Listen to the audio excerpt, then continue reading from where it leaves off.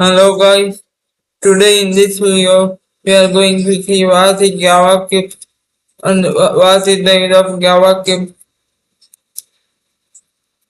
First of all, the JavaScript was introduced by Brendan East. He is known as the founder of JavaScript. He created the JavaScript programming language in the year 1995 while working on the NetCap's communication. The NetCap Communications is the laboratory name.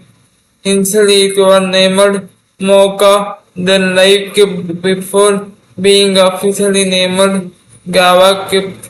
This means the JavaScript initial name was Mocha and LiveKit. Then it later converted its name into JavaScript. The JavaScript is a high-level interpreted programming language used to make web pages interactive and dynamic. This means it can understand human language, and interpreted means it can execute the instruction line by line. Here interactive means the JavaScript is used to implement functionality in the web pages, and dynamic means it can be changeable. It runs in the browser and can also run on servers using Node.js. That means it can run in both sides, that is server side and client side. The server side can be done with the help of Node.js. This is also a kind of JavaScript used in servers to implement functionality in servers. What are the key features of JavaScript? It supports client-side scripting. That means whatever we are able to see the functionality in web pages comes under client-side scripting. That means front end can manipulate with HTML and CSS. It can interact with the HTML and CSS languages. Event driven. It can be changeable according to event. Supports groups, concepts, and functional programming. That means what are the groups concepts means classes, objects, methods, polymorphism, inheritance, and so on. It supports all the OOPS concepts, and it supports the functionality. Types of JavaScript. Basically, there is only one type of JavaScript, but it is divided into two categories. That is client-side JavaScript and server-side JavaScript. Client-side JavaScript runs in the browser. That means front-end. This is used for form login, account login, or implement any functionality in web pages.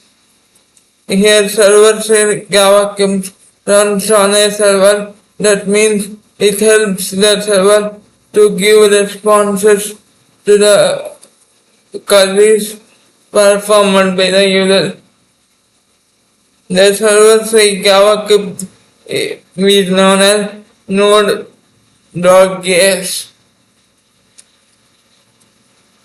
How to define JavaScript in program? There is three ways to define JavaScript in program. That is inline, internal, and external. Inline means if we want to define the JavaScript for a particular element, then we use inline JavaScript. That means we define the JavaScript within the particular element. What is internal JavaScript? Used to define the functionality for the whole HTML file by using script tag. we define the JavaScript for the whole HTML file with the using by the using of script tag. What is the syntax means? Here the script tag is defined inside the body section. That means body open, then script open, then paste the statements, then script tag goes and body goes. If we don't paste the script tag inside the body tag, then JavaScript elements are not work and the output is not come. That means the implement of functionality is not work if we don't paste the script tag inside the body tag.